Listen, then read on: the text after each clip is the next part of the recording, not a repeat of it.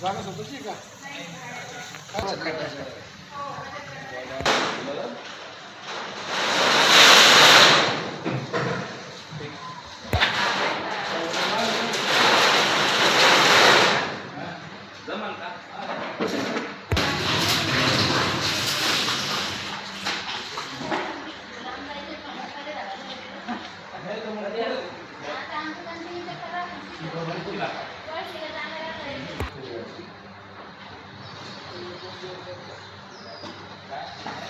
रेखा प्रभाकर चव्हाण.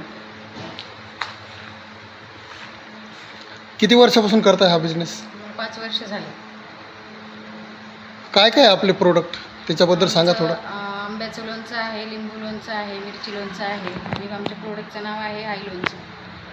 आता सगळ्या महाराष्ट्रात तुमचं आई लोणचं चालतं, काय हो. सांगाल?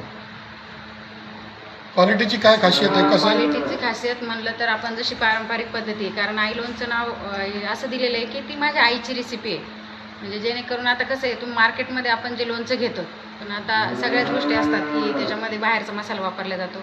आमचा जो आहे आई लोणचं नाव याच्यासाठी दिलेलं आहे कारण ती पारंपरिक पद्धतीने बनवत होती, म्हणून मी त्याला आई लोणचं नाव दिलेलं आहे. म्हणजे ती सगळं पूर्ण जो घरगुती मसाला असतो आपला, जी पारंपरिक पद्धतीने आपण बनवतो, जसा घरी बनवलेला मसाला असेल.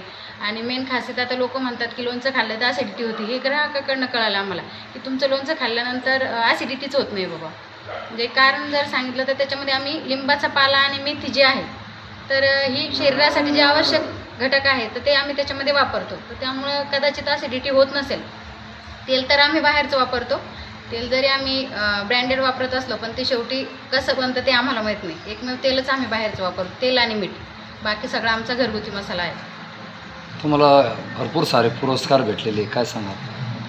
पुरस्कार आता म्हणजे आम्ही असं एवढं मोठं कधी स्वप्नही बघितलं नव्हतं. एक छोट्या गावातून आमची सुरुवात झाली. कोरोनाच्या काळात सगळं थांबलं होतं आणि त्या टायमाला ठरवलं की बाबा आपण, कारण मी बचत गटाचं काम बघायचे आणि महिलांना जेव्हा उद्योगासाठी सांगण्यात यायचं की बाबा काही ना काही व्यवसाय करा, पण त्यांना माझ्याकडंच काही अनुभव नव्हता सांगण्यासाठी. मग हळूहळू काय झालं की मला पण पाहिजे होतं की बाबा आपण काही ना काही व्यवसाय सुरू करावा. मग माझी आई लोणचं छान बनवत होती, म्हणून ठरवलं की बाबा एक लोणचं आपण बनवू.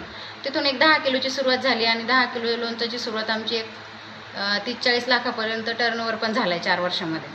आणि पुरस्कार ते मिळत गेले. म्हणजे काही ते मिळालेच पाहिजे असं स्वप्नाने बघितलं, पण ते काम दिसत गेलं आणि पुरस्कार मिळत गेले. कोणकोणते पुरस्कार मिळवले? आता पुरस्कार बरेच आहे. आता म्हणजे 17-18 पुरस्कार असतील. थोडं 2-4 सांगा. एक आपल्याला दिल्लीचं मिळालं. आता संत ईश्वर फाउंडेशन म्हणून आहे, जे भारतामध्ये फक्त 16 लोकांचीच निवड करतात दरवर्षाला. त्यांचा एक सगळ्यात मोठा पुरस्कार तो मिळाला आहे आम्हाला. ते संत ईश्वर फाउंडेशन म्हणून आहे. तर 5 ऑक्टोबरला दिल्ली इथे मिळालं आहे. आपले हे जे आहे शिवराज सिंग चौहान त्यांच्या हस्ते. मुख्यमंत्र्याचा पण हां, मुख्यमंत्रीचं असतं ते भेटलेलं ना, तो मुंबईला भेटलं. किती महिला कामाला आहेत आपल्याकडे? 4 महिला कंटिन्यू असतात आमच्याकडे. आणि जेव्हा आमचा आंबा स्टॉक करणं असतो त्या टायमाला आमच्याकडे 25-30 लेबर असतं. कारण कटिंगला 6-7 लोक असतात आणि तेव्हा 20 महिला कंटिन्यू असतात. कारण ते जास्तच हे असतं ना, ते वर्षभराचा स्टॉक करायचा असतो. आंबा कोणता आंबा वापरता तुम्ही? आपला गावरान आंबाच, जो आपल्याला लोणच्यासाठी पाहिजे तोच. आपण दुसरा आंबा नाही चालत, त्याला पेवंदी आंबा नाही चालत.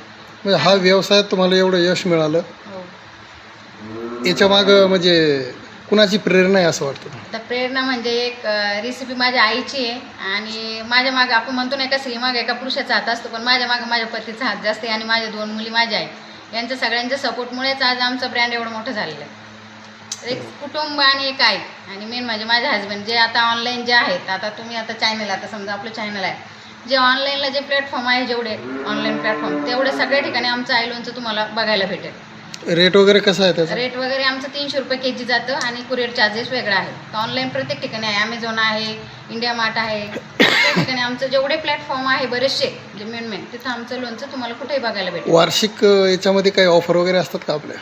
दिवाळीच्या टायमाला अजून काही आम्ही हे केलं नाही, पण आता ठरवतोय की काय केलं पाहिजे बाबा. म्हणजे सगळं नवीन नवीन शिकतोय आम्ही आता. नाही, आता मोठमोठे ब्रँड सुद्धा 50% वर्षातून एकदा देतात, तर तुम्ही ब्रँड झाले आता. हो, तर आता आम्ही पण विचार करतोय की काय करता येईल बाबा. जसं आंब्याचं लोणचं आहे, आपली 1 किलोची बरणी दिली तर मग 200 ग्रॅमची त्याच्यावर लिंबाची लोणच्याची बरणी देता येईल का, असं आमचं आता सुरू आहे. पण आता सगळं शिकतोय आणि शिकत शिकत पुढच्या गोष्टी करतोय. एक महिला म्हणून तुम्ही लोकांना काय महिलांना काय संदेश द्याल? तर महिलांना संदेश एकच आहे की मेन म्हणजे आपलं सातत्य. आता प्रत्येक महिला म्हणते मला बिझनेस करायचा आहे, पण बिझनेस करताना जर तुम्ही सातत्य टिकून ठेवलं, नफा तोटा तर ह्या गोष्टी होत असतात, तकलीफ तर सहन करावं लागते, बिना कष्टाचं काही मिळत नाही, कारण आम्ही त्याच्यातून सगळे निघलेलो आहे. जेव्हा तुमचं सातत्य परफेक्ट असेल, तुम्ही सातत्य टिकून ठेवलं तर बिझनेस 100% सक्सेस होतो. आणि जे काही संकट येतात तर आणि फॅमिली सपोर्ट तो महत्त्वाचा असतो.